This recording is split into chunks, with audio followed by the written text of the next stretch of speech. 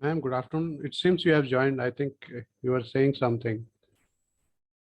Dr. Reena, ma'am, am I audible to you?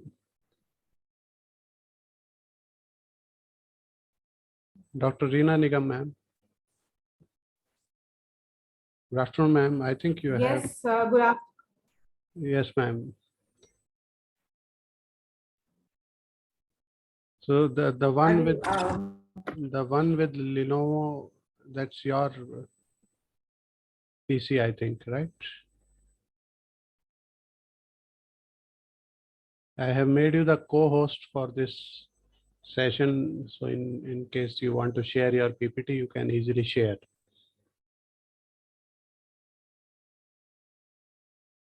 Am I audible?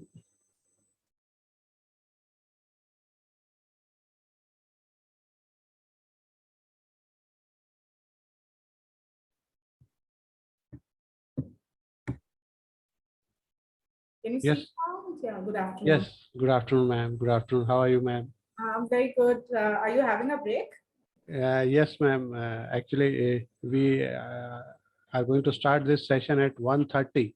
Right, So right. still 10 minutes more to go. Absolutely. Great. So I thought Right. I'll just check my settings and everything. And also, unfortunately, today we got the message that internet connection would be disrupted because of some maintenance work. So I was also trying to connect to my hotspot, my phone hotspot. So if that happens, I think we'll all have to be a little patient because it will take a little time to switch from the main to the hotspot, if at all that happens. No, that's fine, ma'am, because Or this. they're going to do the maintenance, and that is the time when I have my session with you all. Okay. Okay. Okay. Thank you, ma'am. Thank you for So joining the session. I'll just, I think when the session starts, I'll do the screen sharing for my PPT. Yeah, but if you want to check, you can check once and then. I think I'll do that. Yeah, that will Uh, check.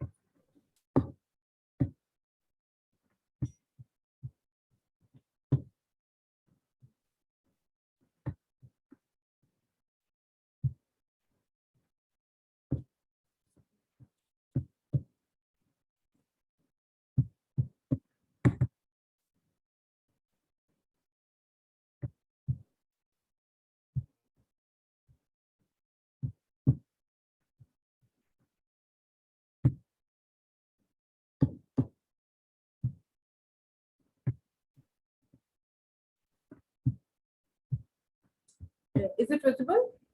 yes, ma'am. This effective communication as a tool for professional development, right? Yeah, ma'am. It's visible. And am I visible too? Yeah, ma'am. Perfect, perfect. Right. Okay, so now I'm muting myself and my video, and whenever you ask me, I'll present myself here. Okay. Sure. Sure. Okay.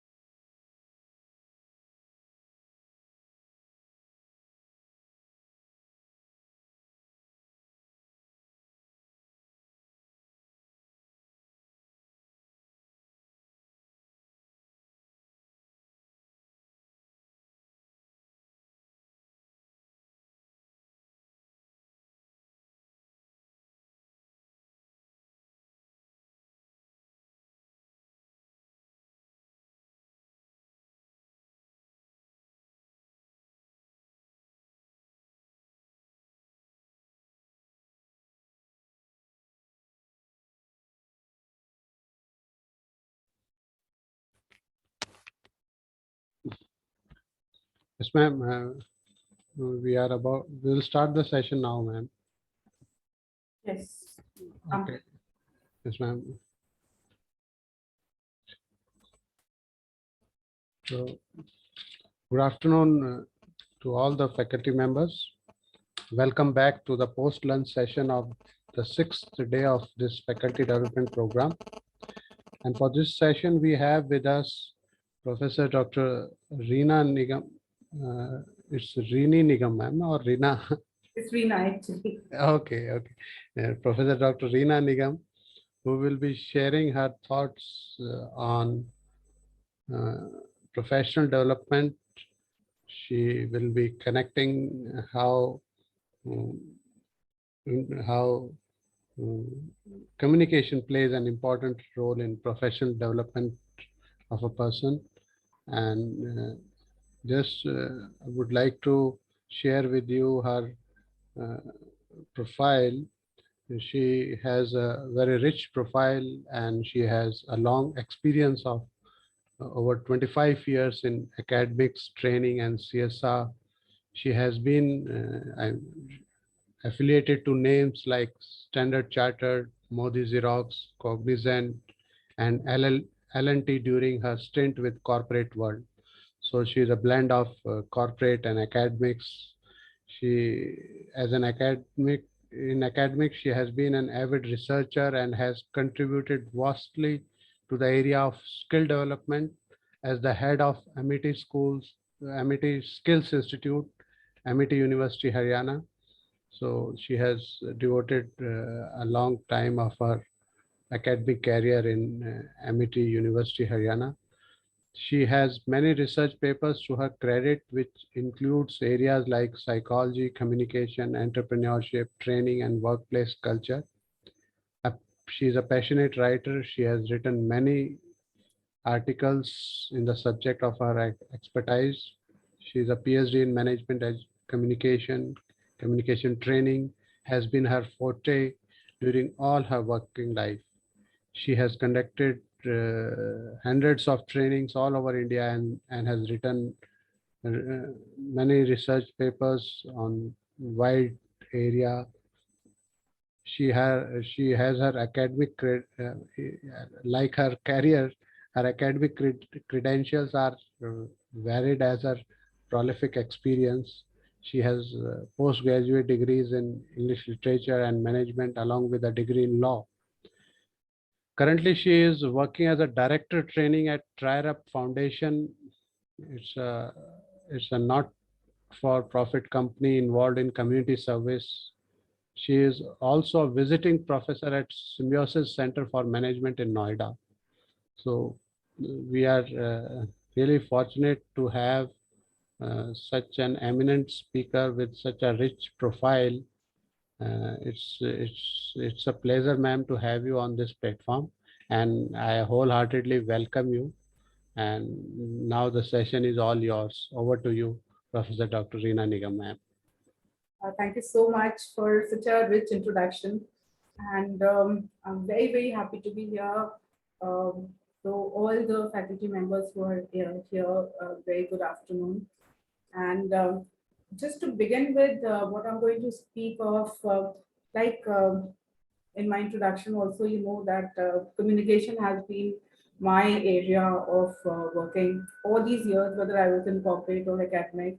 This has been a topic very close to me. And why it's close to me, it's basically because communication has a little of everything. It has a little of psychology, it has little of understanding, compassion, sensitivity, and to understand human being and to relate to a human being, and even to all the beings of the nature. I think communication plays a very important part, and how much you are able to succeed in life also depends a lot on communication. I think all of you will agree with me. When it comes to relating to the students and making them a successful aspirant for the future, for their future career, I think communication plays a very important part. What is amiss in our education system is that we put a lot of emphasis on the theoretical part and the subject part, but how the person is going to apply the knowledge and in life, and how the person is going to relate to other people when they reach their work life. I think that part is somehow missing. So whenever I go to other countries and I meet people from other countries, and I'm not really demeaning our country and the people here, because our people are wonderful. We have a very rich culture. But I think this is missing in our education system, where we do not impart the sensitivity part in our education. When we interact with the student. So that is why I decided to. And also one reason was that we were talking about the new education policy, and also you know new education policy also plays emphasis on overall development. And, it also talks about skill development. So these are some of the areas which are very close to my heart. So I decided to tell you all, not so much about the theory, but about my experiences through these slides that I'm going to share with you. So I'll just share the slide, the PPT, uh, and yeah, is it visible to all of you? Can you all see my PPT? Not yet, ma'am. Oh, okay. You need to. Moment here.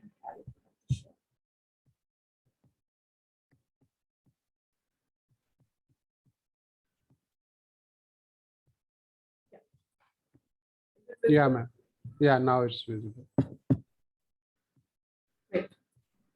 So,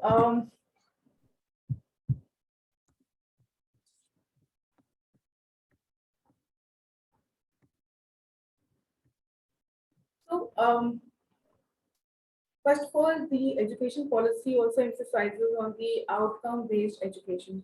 And when we talk about outcome-based education, I think the first thing that comes to our mind is that whatever we do in our classroom, we should be able to apply that in life. And it also talks about, the knowledge that we are, developing during our classroom sessions. So that is one thing.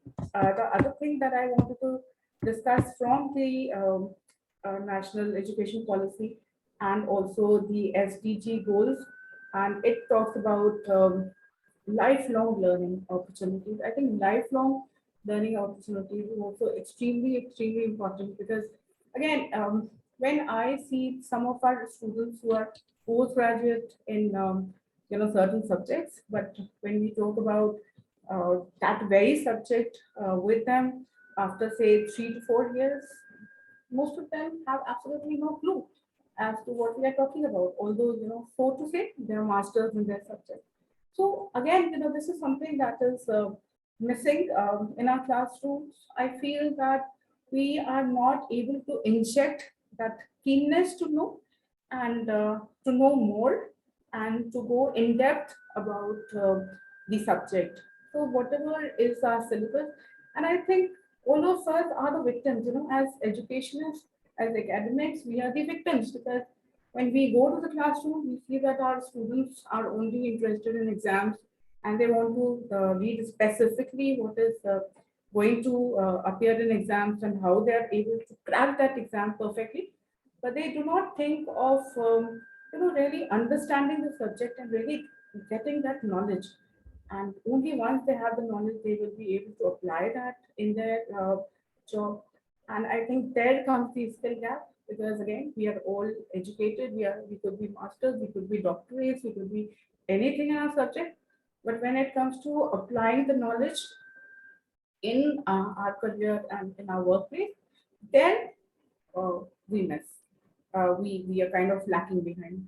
So I think this promoting the lifelong learning opportunities is very important, and more than it is important that we inject that keenness, that curiosity in our students, so they want to learn more and more. Um, then comes the some education, some principles of education policy uh, that that will make us understand as to what really are the basic aims of the education policy. So first of all, now again, when we talk about the subject knowledge per se and theoretical knowledge and the exam-based knowledge, I think most of our students are successful. But when it comes to the other things which really make them successful in life, that they probably don't have. And that talks about, becoming good human beings, having that rational thought, that creativity, the compassion, the empathy, the resilience, and the communication, the learning, the skills. All these things are still lacking in our students, I feel. So, what are the prerequisites? We want to put this in our students, this curiosity, this empathy, this communication, the resilience. How will that come? And I think that will come only if we as academics are the leaders. Okay. Now, as a management you know expert, I also always dwell on these topics. For example, what is the difference between managers and leaders? I think all of you must have you know in some point of time thought about this. So working on processes is what managers do, and leaders are the ones who probably make these processes, right? So when we become leaders in academics, I think we are the ones who can make the processes where we are making our students the excellent human beings also. So we have to cultivate in us the excellence, the power to innovate, to generate curiosity, and so on and so forth. Then all the leaders in institutions like yours and like ours, I think having that outstanding, effective institutional leadership is extremely important. I think, and again, why? Because leaders are the ones who do not follow, but are followed, in the sense that people follow their thoughts, their ideas. So we have to cultivate that in ourselves, that where people follow our ideas. So I think all of us, in our own capacity, need to become the leaders. Uh, what is important there is that we ourselves, now again, this whole theory that people believe in, that people who are not successful become academics. I think that notion has to break. Somewhere we have to see that our own academic records and our credentials are really high. So we are able to demonstrate that leadership and management skills. We have to create a culture around us. We have to become motivators, and we have to do a lot of research and things like that, so that we are leaders in our own way. Okay, now coming to the idea of communication. So I was going through the national policy of education, and there also, these were the skills in communication that they wanted to promote. And so the understanding communication objects, listening skills, extremely important, oral expression skills, how we are able to through our words explain ourselves in the best way possible. In reading skills, the more you read, the more you develop these skills of communication to be able to create a conversation. Now, in our society, I see it happening. It's happening everywhere. Even when I go in my elevator in my society building, and we are in an elevator, and there are four people standing together, and it takes us about a minute to go down from the 26th floor where I live in to the ground floor, and nobody speaks a word. Nobody even smiles. Okay, everyone is trying to avoid the conversation. I think that is again something. I don't know what kind of psychology is this, and you're trying to avoid people. And I feel that it happens because we do not have the conversational skills, how to make a conversation with strangers. If you are in an elevator, you are not trying to avoid people. You're not, thinking that's an awkward moment. So you start, working on your mobile, even though there is no internet there. So all these things, go from us to these students, and they also, when they later found themselves in their work lives and they're not able to make a good conversation with strangers, I think, that is where they miss a lot of opportunities. Of course, presentation skills, we all know that we have to have dealing with the fear of communication. And, that is another thing that we have. They say that only 10% people are scared of death, but 90% people are scared of communication, scared of talking, okay, speaking in public. So that also, I think we have to, encourage our students to make more and more conversations and more, presentations, communicate with the people so that, they have this, they are able to dispel this fear of communication. And of course, there are bad communication behaviors. We could have gone on and on and on about these bad communication behavior, when we snap people, when we do not listen to people. There's so much, about it's always about ourselves, and we want to talk more and more and listen less and less. So, and the kind of words we choose sometimes, which are not appropriate for a particular platform. So, all these behaviors need to be learned and need to be, of course, then conveyed to the students in the classrooms. Now, why communication?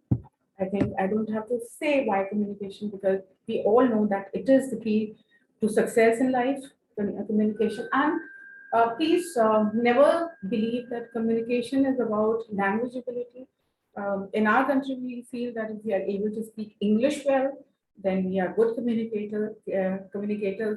I'm afraid that is not the case at all, because communication is not about a particular language. Communication can happen with any language, and also sometimes without language, because you all are understand that you all understand that we are most of the time speaking through our body language. So having that control over our body language, that we never convey something which is unwarranted, is what we need to understand.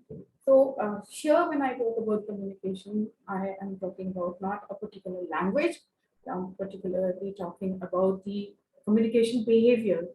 Um, you know that that is just communication. That means exchanging ideas and thoughts, and conversation, and greetings, and so on and so forth. So by communication, of course, it makes your point clear. It clears any confusion. I think people who speak less create a lot of stigma around themselves. A lot of, if they are in a high position, then they are able to create a lot of aura around themselves. But I think when you do not say it clearly, people start surmising and guessing as to what you're thinking, and that creates a lot of confusion. So when you are able to communicate clearly, that is the time when there's absolutely no confusion around you. Of course, when you communicate, and when I say communicate, it's not only about talking, it's about listening also. I think you are able to gain a lot of knowledge when you're listening to people, to whosoever you are listening, it gives a surprise all the time when you're even talking to domestic help. You get to know a lot about their culture and about who they are and what kind of living and surroundings they have. So I think it always helps us enhance our knowledge when we are communicating. You're obviously able to share and express. You're able to make friends, and you are always getting the right feedback if you are communicating well. So when I talk about communication, I think one thing we all need to understand is that what kind of communicators are we? Are we aggressive communicators? Are we assertive communicator or passive communicator? You would wonder what I'm talking about. So those who know about it, of course, there are aggressive people who just want to speak and not listen, and they think that they're always right. And then there are people who are assertive, who are more like negotiator. They want to listen, they want to talk, and they want to come to a win-win situation. And then there are communicators who are absolutely passive and they just listen and never share the knowledge. So I think we all understand that all of us need to be more assertive. So when we are right, when we have a point of view, there's no way we should retract. We should definitely talk and clear the air. But those who are very aggressive need to understand. Now, why I brought this up here is basically because each of us should know what kind of communicators we are, and what kind of communicators the people who we are conversing with or who we are talking with are. And that is when I think we will be able to create a right balance. Because if imagine a situation when there are two aggressive communicators, or how it's going to be. I think they will end up fighting. Or if there are two passive communicators, we would never be able to make any kind of communication. So I think there would always be a kind of cold environment around them. So if we understand what kind of communicators we are, we will be able to create the right balance. If we are very aggressive, I think we have to tone down ourselves a little bit, so that we are also able to listen and welcome the other point of view. And if we are absolutely passive, and we are the people who are so-called men and women of few words, I think then we have to scale up and speak a little bit more, so that we are able to make a better conversation. So talking about communication, I think perception is a very, very important thing. We all perceive ourselves, perceive the things around us in a very typical way. We all have different perceptions, and like it has been said that I think it was some Hindi lines come to my mind. It says, "Jaki rahi bhavna jaisi Prabhu murat dekhi tin sasi." So what we think, um, we also see in others. So we have to also understand our own perception, and our perceptions would depend a lot on the kind of surroundings we have lived in, the kind of culture we have lived in, the kind of upbringing we have had. So when we come to an environment which is different from the environment that we were brought in, we find ourselves in a very patchy situation. Because we have perception which are very up into that particular situation, which where we were earlier, and now we are in a different situation where people have different kind of perception. Why I'm talking about these things is basically because I think we all need to understand ourselves, our perception, our personality, our kind of communication. The moment we are able to accept, our perceptions, because there would be a lot of time when people would be telling you that you know this is how you talk, and it can offend people. Or sometimes people would say that, listen, you talk too less, and it creates a problem um, about for the people who are around you. I think we immediately we are not able to accept it, and we find it difficult to accept. So if we are able to do a little and kind of analysis about our own personality, we would know that what is our perception, what kind of personality are we, and accordingly we will be able to change. So I think acceptance is a big word here. When you accept yourself, you are able to change yourself, and in the same way, you're also able to accept others as who they are. And when you accept others, you would have less expectation, and you would be more welcoming towards it. Because you know that this is how they are. So first of all, we have to accept the differences that we have. The kind of person I am, you may not be, and the kind of person you are, others may not be. So first of first of all, we have to accept that there would be differences in people, and then we will be able to either change accordingly or accept them as they are.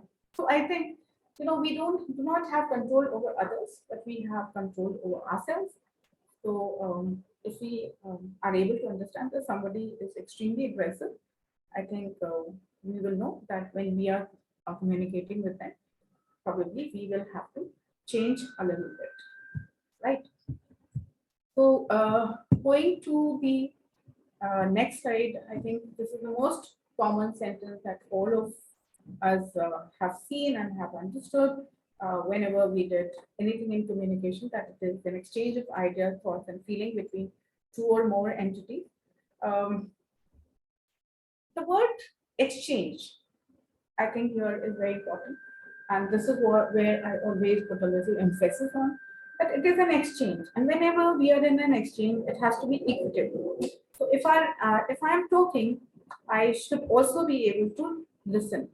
So only talking and only listening will not never make a successful communication. So it has to be 50-50.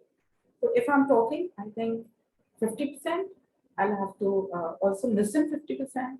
And if I'm just, if I'm listening, I have to also talk. I cannot choose one. I have to do both the things here. So also talking about the barriers or distortion in communication, I think I am not going to go like, from the basics, but some of the things that I would like to talk here is that, again, something that I've already said, that there are differences in the personality of sender and receiver. I am very keen to talk about social media and at this juncture. What happens in social media? We communicate indiscriminately and then wonder what has gone wrong when things go wrong. Because now, when we are saying something on social media, and I would take some recent examples where people have spoken something in media, and the thing has been blown out of proportion. And I think all of you are aware as to what is happening in you know the country these days. And why has it happened? Because when the person was only talking about his or his or her perception, was not thinking about how people perceive things. And when you are talking in social media or media, you are not talking to just one person. So you can still, when you're talking to one person, you still know exactly who the person is and whatever you're saying, whether it's going to be taken, nicely, or the person can be offended. When you are talking in social media, you're talking to thousands of people, crores of people sometimes. And what happens? What you say, what according to your perception of God, right, can really go wrong, because there are thousands of people sitting there, lakhs of people sitting there who think differently. And in that case, for them, it can be very, very offensive. Your remark can be offensive. So I think, first of all, I always tell the people around me that when you're on social media, you have to be very careful as to what you're saying and what you're writing, and, because of this different perception of sender and receiver. Okay, you are when you're talking to other people, you're always weighing the credibility of that person. You are not able to build the trust in that person immediately. So that lack of trust is where the communication goes wrong. Okay, these are the some of the distortions in communication we are talking about. Then the words that we choose. Okay, when we are talking in a class also, and it happens, we are sometimes, um, you know, caught unaware as to what did I say, which went so wrong. Again, because the words that we have chosen, and if we are choosing the words which have, in my region, the region that I live in, it can be a very common word. Everyone is using it without, mindlessly. But in some other region, and we have a very rich culture in our country and the differences in our culture. In their culture, that word can be offensive. Again, the communication can really, really go wrong. And you probably would not realize initially as to what has gone wrong, but when you see the reaction of the people, then you realize that probably you have said something which has been very, very hurtful to people. Okay. Sometimes we want to hear what we want to hear. Okay. It is about a moment. I am in a holiday mode. Everything around me looks like a holiday to me. Everything looks green and nice. Okay, and that is the time when somebody comes with a problem, is that problem I probably would brush off because I do not want to hear about the problem. I only want to hear about my uh, vacation. And that is why the communication is so much about that the moment, uh, and the place, and the personality. So in one place, when you are in a party mode, maybe something may not be so offensive, but when you are in a workplace, things become very offensive. The same things which were said in a party and were taken lightly would have very, very serious consequences when you are at workplace or in a more serious kind of environment. So that, I think, also we need to understand. Also, when we are in a classroom, what words are we choosing? What is it that students are feeling at that moment of time? All that needs to be understood. You know, Talking about noise, and when in communication we talk about noise, it is not only about the physical noise, it is any kind of disruption that happens. And when we talk about disruptions, we can also talk about the psychology. Psychological disruptions are extremely important in communication. The mood that you are in, the occasion it is, and that is why when we see that there is a funeral, or Mr. Rahul Gandhi was attending, and that is the time, and he was also using his mobile phone. He was, you know, by word he was not communicating anything, but through his deed he was communicating that he's probably, he has no empathy towards the person who's gone or the family members of that person. That is why people felt so offended. So I think that the moment, the place, all these things are extremely, extremely important in communication. And when we are in a classroom, not only we have to pay attention to how we are communicating with our students, but we also need to communicate it to our students that these are the things that they have to be very careful about when they go to the big bad the world of the work, or outside the college. College, of course, is very protected. We all love it there. But when we go out of the college, that's the time when we face the real troubles. And troubles start with communication. No doubt about that. No two ways about that. All the problems that we have in life emanate from the communication. So, only 7% we communicate through our words, and see 93% we communicate through our body language. And the body language is not just the body language, but it is about the tone, the pitch, the sarcasm sometimes that we use, or the other bodily cues that we give, or sometimes through the space, because all of us are a part of this whole big concept of communication, because we communicate through space, and subconsciously that happens when we are feeling tender or nice about some person. We go closer to that person. When we are angry, we just say, "Go away, get out," things like that. So, or our body language becomes very closed kind of body language. when we are in the presence of people we do not like. So I think all of these things not only have to be understood, but also we need to make our students understand these. So when we talk about body language, we are also talking about how one appears. I think we all know that uh, we judge a person through what that person is wearing. If I think even Mukesh Ambani comes, we see that person in outside his closed, plush office, and he's not dressed properly, we are going to judge. We probably might immediately say that maybe he's facing losses. That's why he's dressed so shabbily. And yeah, a person who has absolutely no substance and the person is dressed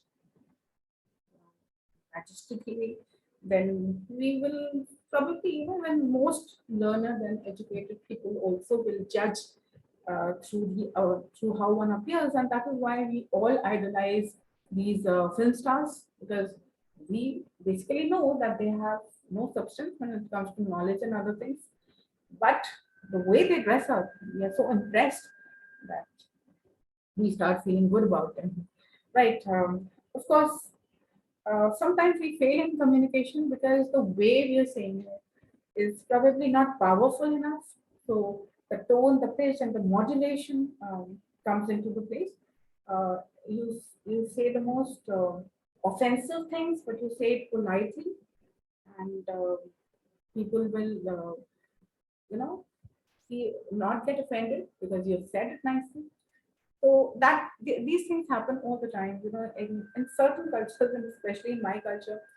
I'm from Lucknow, and there they say that when they abuse, abuse so sweetly that that also sounds like something nice has been said. So that happens all the time. The kind of pitch you have, and here I have a domestic help who I feel is always angry because the pitch that she uses, the kind of tone she has, it is always offensive to me.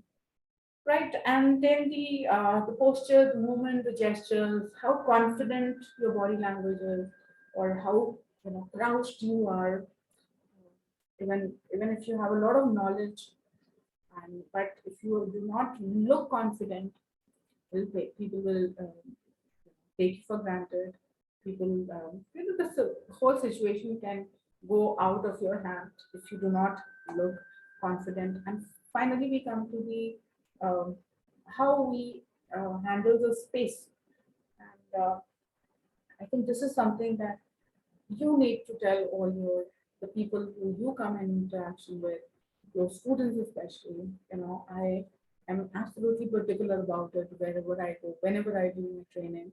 I always tell people that I think respecting someone's space, uh, even in the most intimate relationship. I think even with your spouse, you have to maintain a certain space. All of us know that. Those who are married know that very, very well. Okay, so and when I talk about the space and communication, I think again, I always think that we do not respect space, maybe because we are so many billion people, and so many of us that there's hardly any space to step in. So obviously, you will have to violate people's space.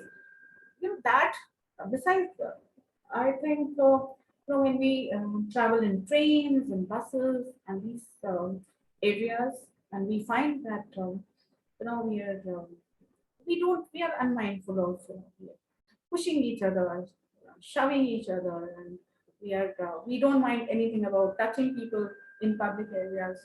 I think in other countries it is supposed to be very, very offensive when you touch without a stranger and without asking, without the permission. People don't even like to shake hands in some countries, in some culture, if without asking. You just do not extend your hand to shake. You just ask, can I shake your hands? I think this is basically you're respecting everyone's. a space. And the moment you violate space, I think you're communicating that you, you do not care. Okay. And then there are people who you respect, and there you're always mindful of the space. So obviously, you do not go to your boss's room without knocking because you respect that person's space. I think again we have to impart this knowledge to our students, and first of all, of course, we have to be very, very careful about how we are respecting or violating spaces, uh, you know, yeah, with the people around us and at our workplace. So now, listening.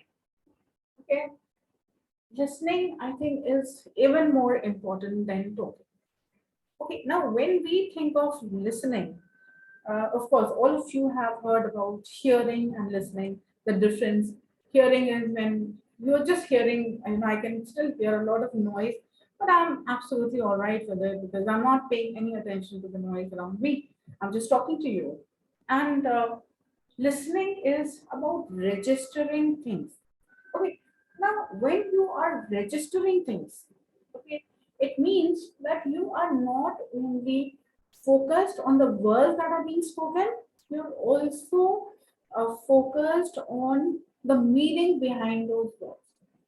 So we sometimes are very subtle communicators, especially when we are faced with a difficult situation. That is the time when we become very careful as to what we are saying. And in the bargain, we say it in a very cryptic manner. Cryptic means that, probably I'm not very clear as to what I mean. Not very simple example that I always give. Okay, when I am at home and I have to maybe cook every day, and I'm tired and bored of this cooking every day. So the day I don't want to cook at all is the day. And I had not understood this earlier. I understood this only after, I came to this side of cooking. Why did my mother ask us so very often, so what do you want to eat? Okay. This question came almost every day. And we were so sick and tired of this question that we would say, make whatever you want to make, or we'll just eat anything, don't ask. Okay.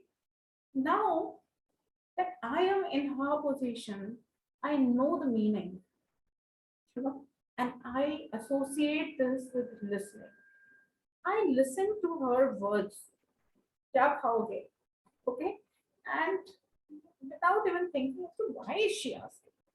अरे जो है वही तो बनाओगे ना? This is what this irritation came to our mind.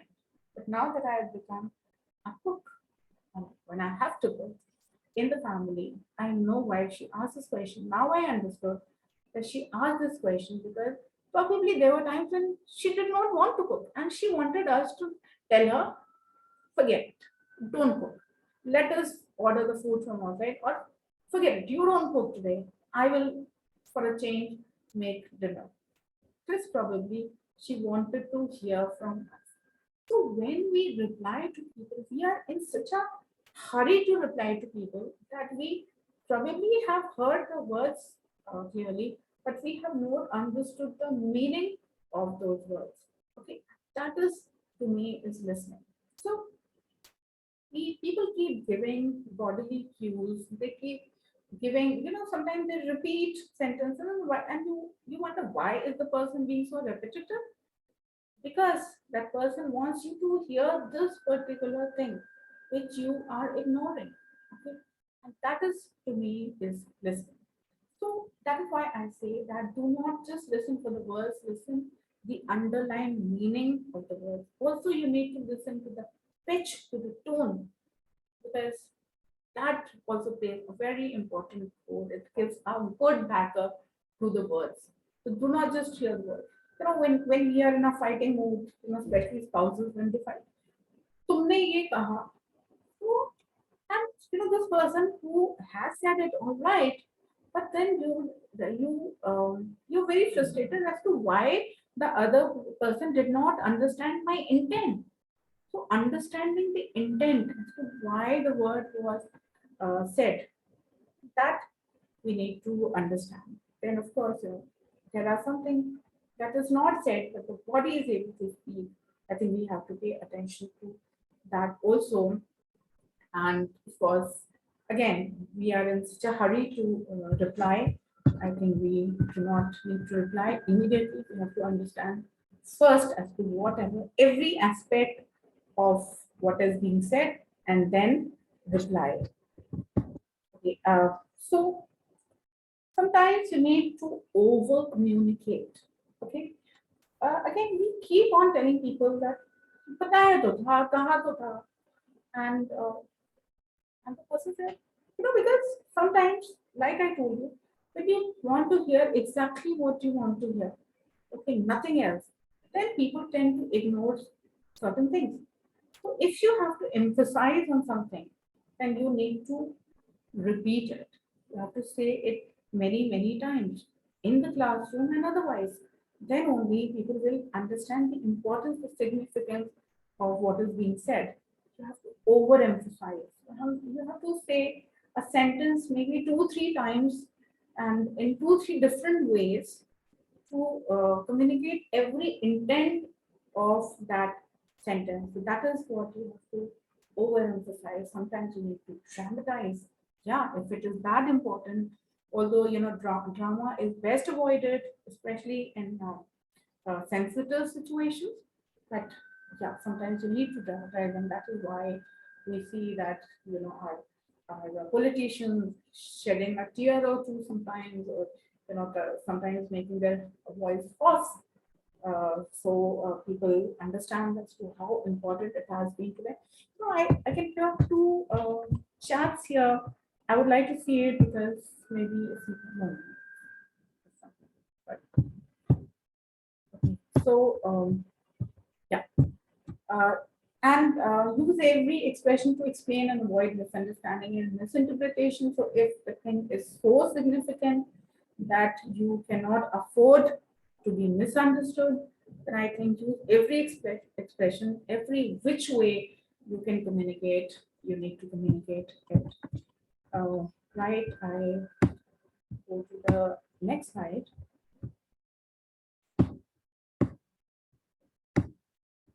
Okay, so I think empathy is extremely important in communication.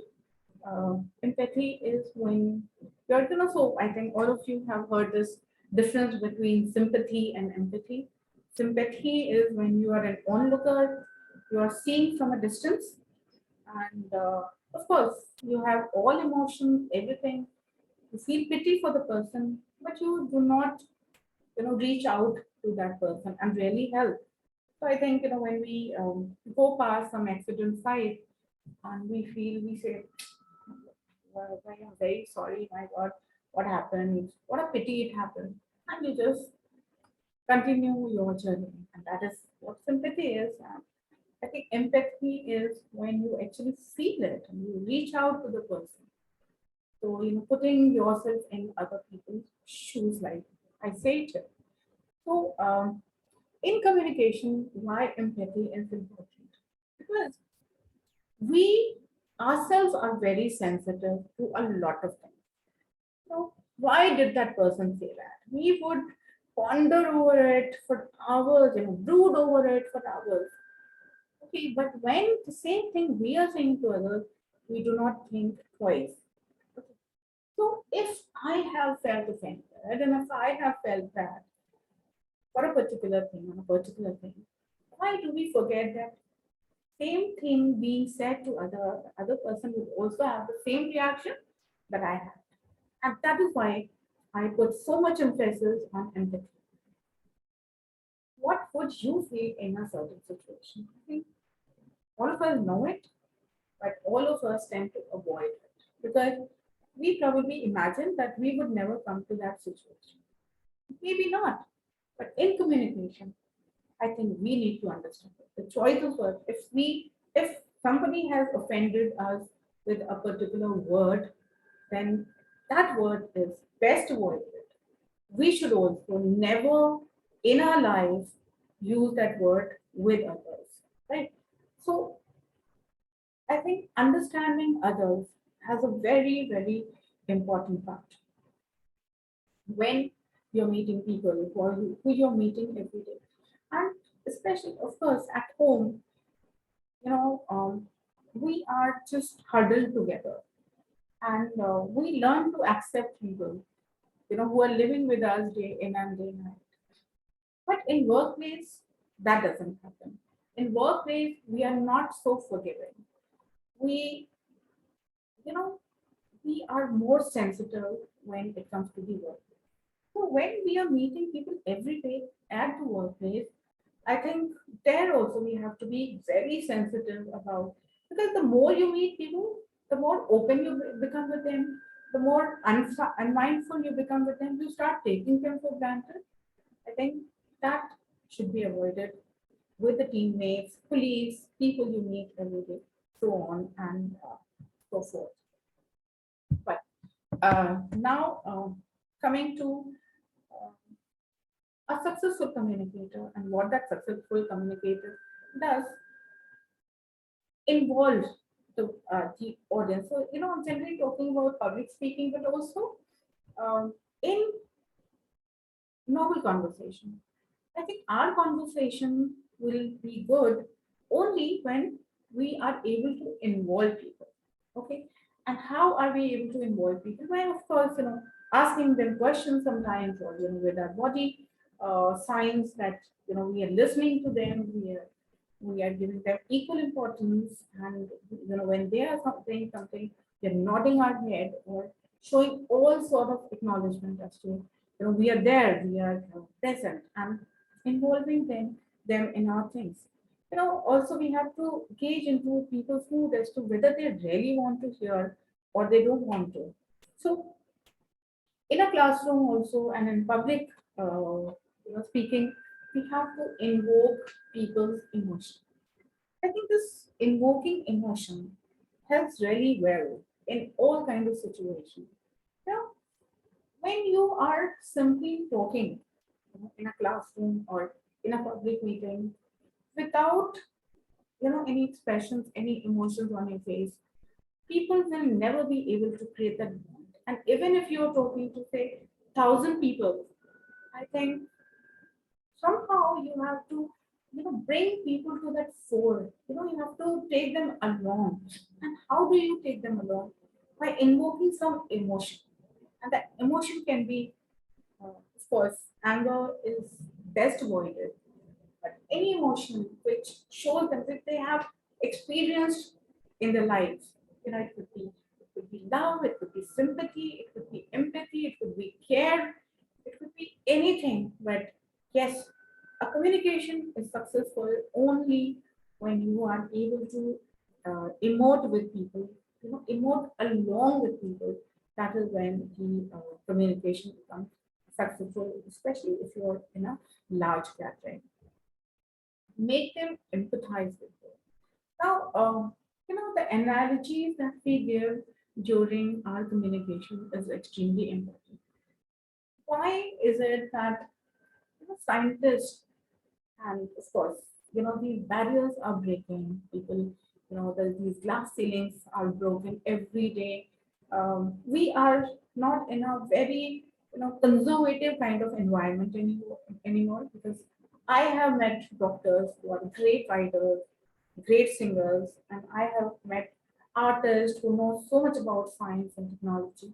So of course, now everyone needs to know everything, and people are extremely aware, right? But conservatively speaking, not many people, and I still hear, I'm sorry to say, but when I meet engineers or when I meet engineers in corporate, there they say, ma'am, we are engineers. We have nothing to do with communication. We never get any opportunity to communicate, and we are very bad to communicate. So uh, I wonder why. Okay, and of course, it is not their, it's not their problem, because the kind of work they are doing.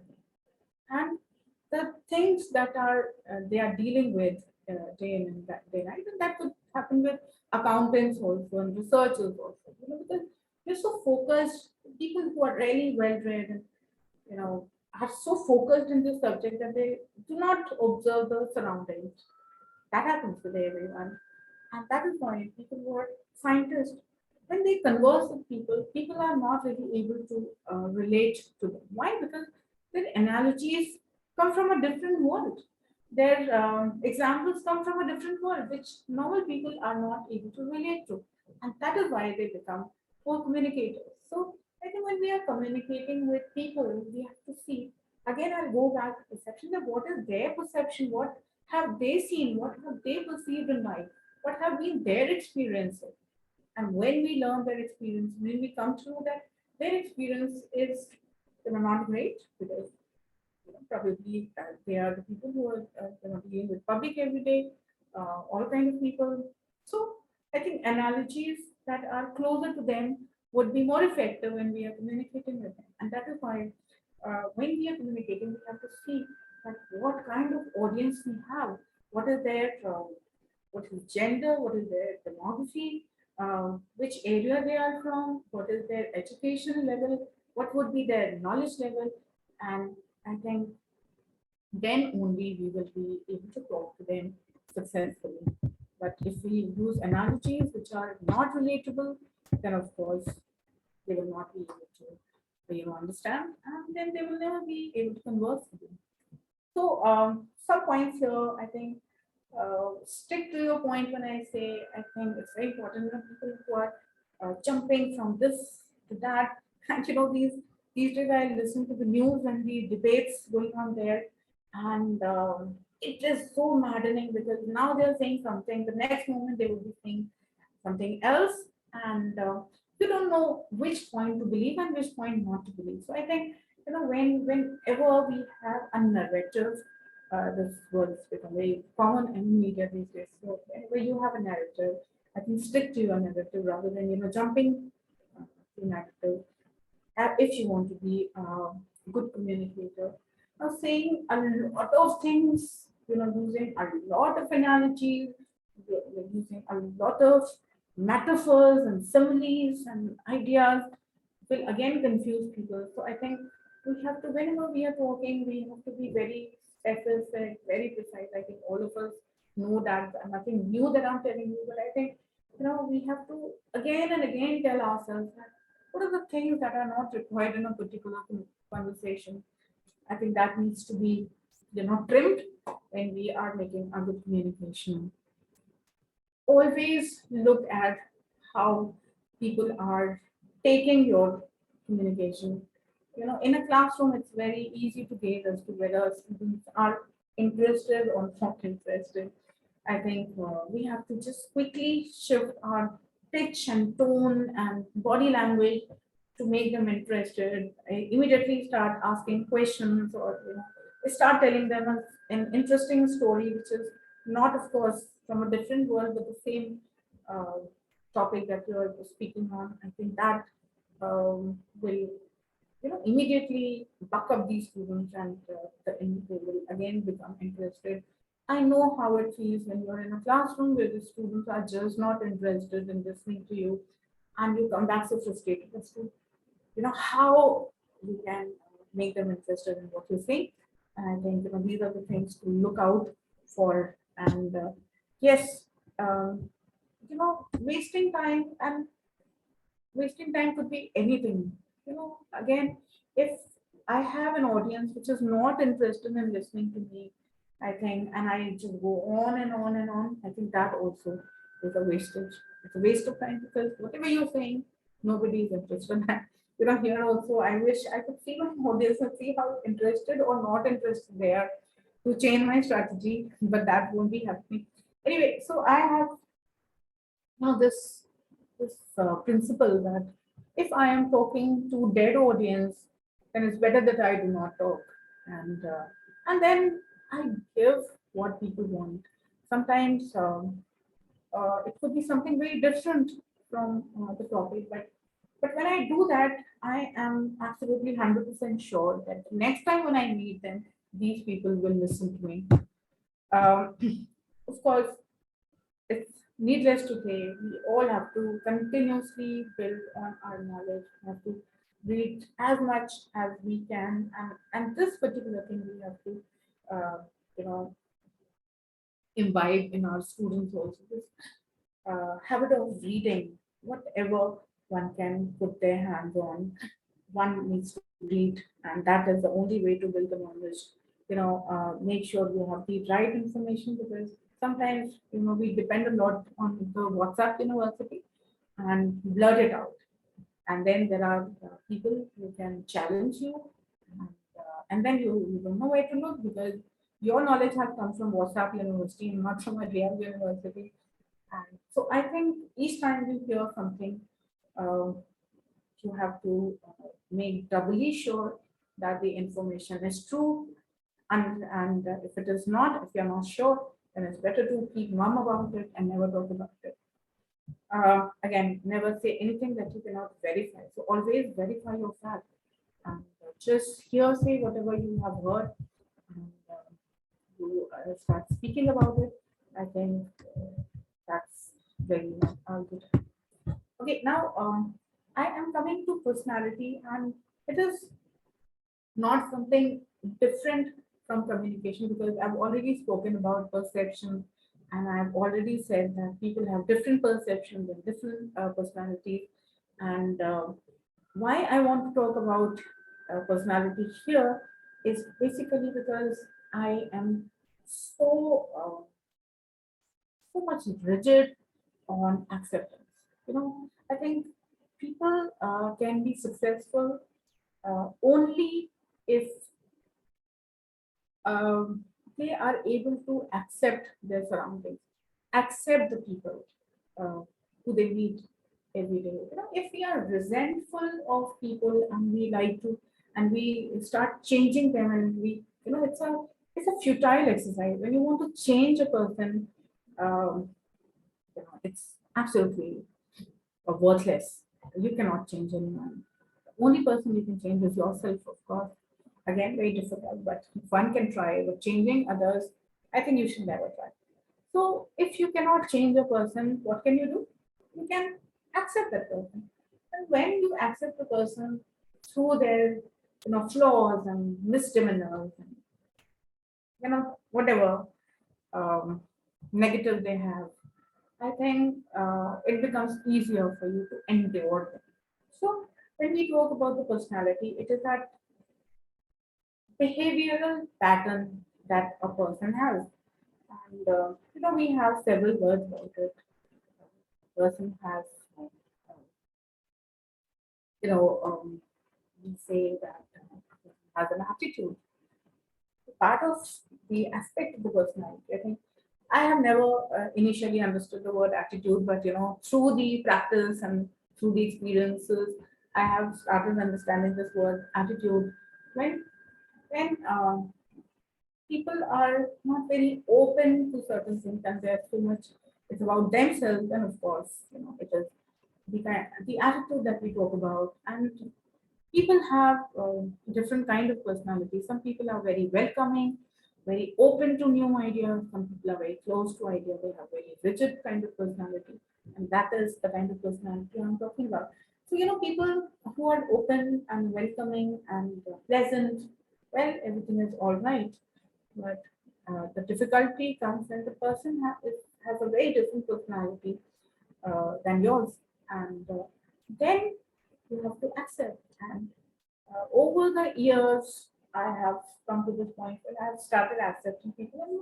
And when they irritate you, when they frustrate you, you say, "Oh, the person is this way. You can't really change the person." And so the only option you have is to um, accept that person the way that person is. Right. So here I'm talking about seven major personality factors and traits, and not to when we are talking about these things, I think it will help us in communication basically, because once you understand the personality of individuals, it is easier for you to communicate with them. So neuroticism that I talk about is the people who are it. in a very common layman's language, I think it's about being very nervous. You're nervous, uh, very, you react to things, you're very impulsive, and you react to almost everything that happens around you. So these people, I think we have to be more careful with when we're talking to them, because then they can be sensitive and they can react to what you are saying, and that can be a problem for you. Then extroversion, of course, we know the people who are very interactive, very social, they love to be amongst the people. And I think for them it is important to be with the people. And there are certain people, if you want to, you want to be possessive about them, you feel that they should be only with you. These persons would be a little difficult to handle them, because they, to them, that motivation, that kick comes from being amongst the people. So you can't really, make pull them away from the crowd. Then there are people who are open, so they, they take things as they come, and they're not very sticky about things. The same other people who are creative, they're good. Um, they have good interpersonal skills. Then there are people who are, this conscientious uh, is, of course, when you're conscientious, it is about, you have a very particular thing about what is wrong and what is wrong. These people can be very judgmental, they judge you because, they have their own ideas about right and wrong, very rigid about it. I think, I would say one thing, that it doesn't really help to be judgmental, because uh, what is right for me can is not necessarily that is right for everyone, and what is wrong for me also, it is not necessarily that it is wrong for everyone. So I think, you know to me, and I always tell people about this, that I think it never helps to be judgmental about anyone, because people are as they are. Again, the word with an underline that comes to my mind is accept. Acceptance is the word. So, well, if you are somebody who want to judge about people's right and wrong, I think we have to think twice, because not everyone thinks your way. Then people who are self-monitoring of behavior, because when they know how to control, their own behavior, so they're always monitoring themselves, they're always criticizing themselves, so they're always very conscious as to what they have said, how they behave. uh, I think life is difficult for these kind of people there, because they're always thinking about, whether they are able to create a good self image. So it's very difficult. And I think, as a communicator, one has to be very careful, because they are also sensitive. They can be very, very self-critical, so on and so forth. And then there are people who are very adventurous. They like to they get thrilled in the adventurous activities. And I think, again, these are the people who are social. They want to do their own things. You can never control them, right? And now I come to this very important aspect again, akin to communication. It's about emotional intelligence. We have all heard about IQ, and we have heard about EQ. And when we talk about EI, which is emotional intelligence, it is that ability where you not only are able to see into your own emotions, because most of the times we are not aware of our emotions. What am I thinking at this very moment? Am I nervous? Am I curious? Am I angry? Am I frustrated? Am I happy? Am I joyful? Am I enjoying it? What is it? And am I really angry? This emotion, anger, is very hard to detect in your own self. Okay. Um, you may look angry, you may behave angry, but when people point out that, hey, what's wrong with you? Are you angry? You say, no, I'm not. What's wrong with you? That is where, if you're not able to see our own emotions, then how would we ever able to see emotions in people? Now comes the category of people who are able to see their own emotions. I am angry, don't talk. Hey, I'm happy. So what? You're not. I am happy. So just get lost. I want to enjoy myself. So then this is the category of people who are aware about their own emotions but are not aware of others' emotions. So now when I talk about emotional intelligence, it is about knowing your own emotions and also knowing the emotions of others. I think that is when we are able to strike the right balance.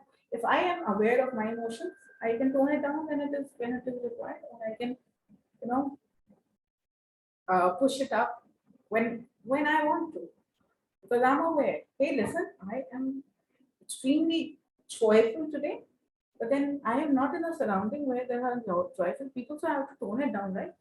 So that kind of a thing. And also, if I am joyful and the others are not, and sometimes others are and I am not, I think I have to change it accordingly, or react to other people accordingly.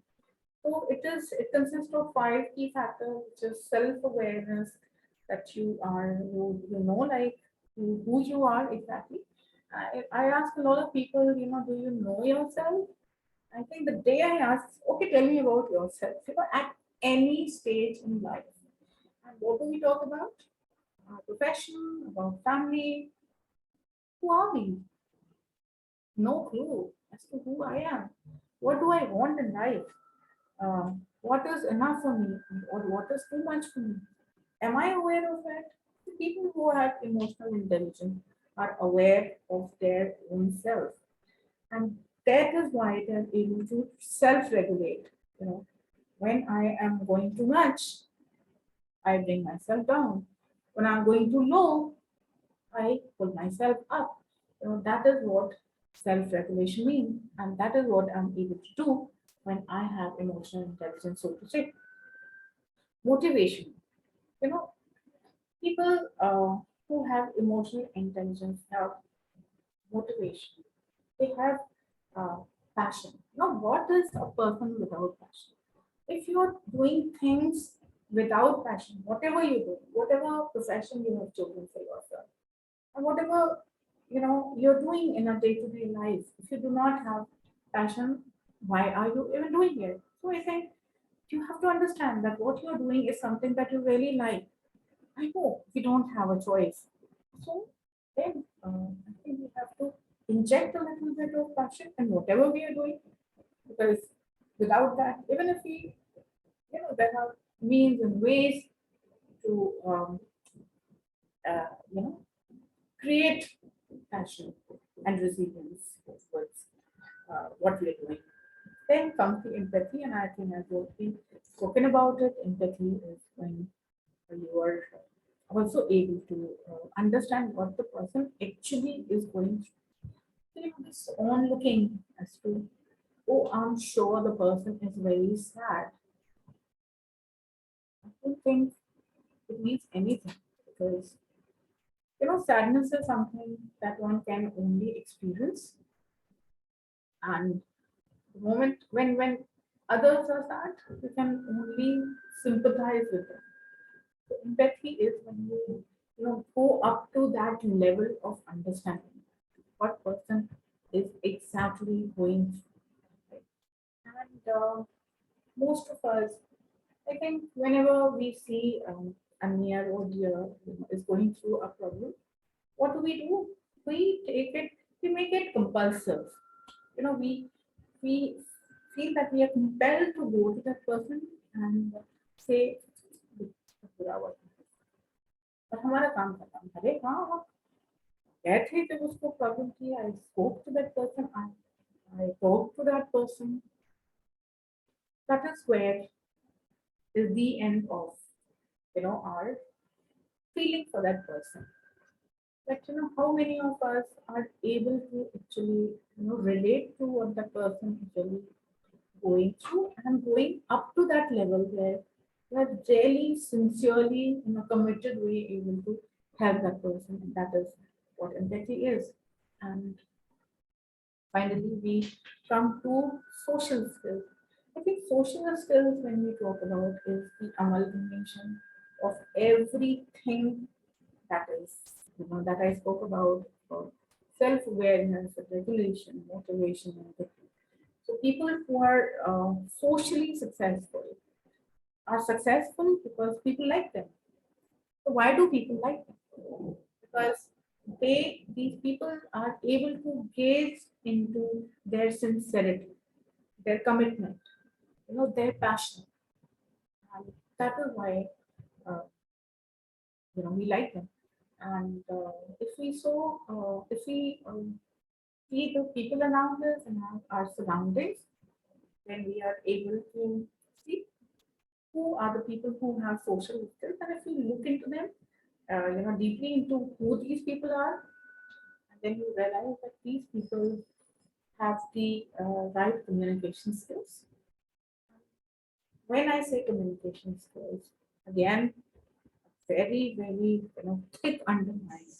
It's about uh, sensitivity. When you are sensitive to people, what people want to hear and what people do not want to hear. So I think it is very important for us to realize that there are certain things that people do not want to hear. And if you just poke them with those things, they won't like you. And when you say things that people like, so are we being, you know, I think this question will come to your mind that are we not,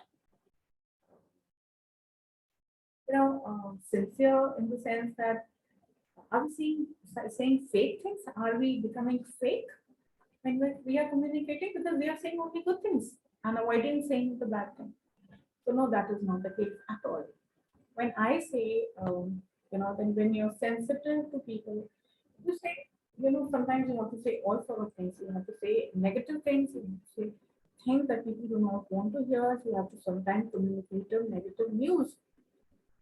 And so then how do you say it? Because you become a bad communicator when you're not saying something which people want to hear. No, that is not the case. It is how you say it. That is what is important. So sometimes the worst news has to be communicated, and you communicate it, but with a lot of sensitivity. You know, if you are saying the negative news in a mocking way, when you are cheering at people and making fun, and your body language says that they know that they're actually happy because they have been treated shabbily. Then of course. But when you say it with a lot of sensitivity, you choose a moment to say it, choose an occasion to say it. You see that you're not saying it in front of a lot of people who they do not want to be exposed in front of. Then I think you are able to communicate. So when I talk about sensitivity, it is these things that you have to see that what kind of environment you are in when you are communicating with people. Day-to-day communication is not a problem. There are these sensitive situations and the negative news when you have to communicate, whether through writing or through speaking. And people always ask me that, what are these writing skills? So how do you become a good writer? And if you are a reader and if you have seen these award-winning writers, what is one thing which is common in them? You know, they write as they speak. It is like having a conversation with when you read them, you feel you are having a conversation with them. It is not a lecture. It is a conversation that with them. And that is why and a lot of questions come to your mind. And a lot of answers, as you go ahead reading them. That is what is good writing. So there's not much difference in speaking and writing. You have to be precise in both. You have to be sensitive. and you have to make it like, you have to generate a lot of interest and curiosity. So with that, I end this session. I would welcome if you have any questions. I really enjoyed talking to you all, and I hope uh, you got it. Thank you, ma'am. Thank you. So, dear participants, the forum is now open for discussion. If you have any questions to ask to ma'am, please feel free to ask questions to Dr. Professor Reena Nigam, ma'am. Is there any question in specific, any doubt you have? So please go ahead and ask your questions.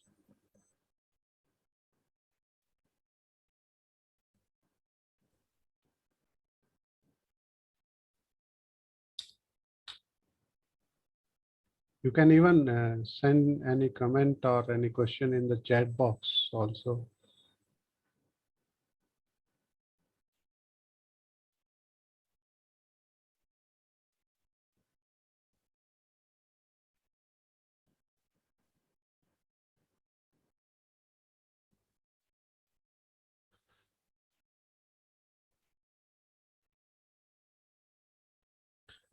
Okay. I don't think there are any questions, and yeah, I think communication is uh, something that we all have to use in our day-to-day life, and we learn through our experiences, or we have our own way to communicate. So I don't think there's a lot of confusion around the communication. We all have our ways and means to communicate with people, and the things that I have said are frankly speaking all about my own experiences, uh, not from a book, but my own experiences. And the articles that I have been writing on communication have been basically on about these experiences. I think communication. I think ma'am, most of the, I mean, the way you have explained, the things are very much clear to the audience. And I would like to thank you for your valuable time, and you have given such a passionate and intense and such an enriching session was it. I mean, we are really thankful to you for such a wonderful session and the thoughts you have shared with us. It was really a good experience, ma'am, to listen to your lecture, and it's always a privilege to listen to you. Thanks so much. Thank you, I ma'am. enjoyed being here. Thank you Yeah, so much for having me here. Thanks so much. thank you, ma'am. Thank you so much. Okay. Yeah, you can leave the meeting, ma'am. Okay, so dear participants, thank you all of you. We are done with the 6th day of faculty development program, and we have now reached to the final day, that is tomorrow. So the last day of FDP. On the last day of FDP in the morning, we have a session with Professor Dr. Amit Sarin. He will be discussing about mentoring, how to mentor and how to counsel the students, because you see in all the universities and the colleges, we have this practice of counseling the students, or there are certain group of students which are given to a teacher, and he is asked to, he is assigned this duty to mentor the students, so which is an important feature. So how is it important? How should we do the mentoring? So that particular thing will be discussed by Professor Amit Sarin from IK Gujarat University, Punjab. So he will be discussing that. So that will be the first session. And in the afternoon session, we will have our valedictory session. Uh, for valedictory session, I would request all of you to come in full strength, like the way we had during inaugural session. So you will have the valedictory session. You will get the attendance link as well as the feedback link. So feedback link will remain anonymous, in the sense you can just fill what all you feel about it, and it will remain anonymous. And secondly is attendance link, which will also be shared during the session. So thank you all of you.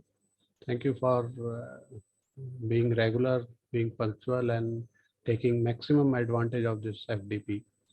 So we are done with the 6th day of faculty development program.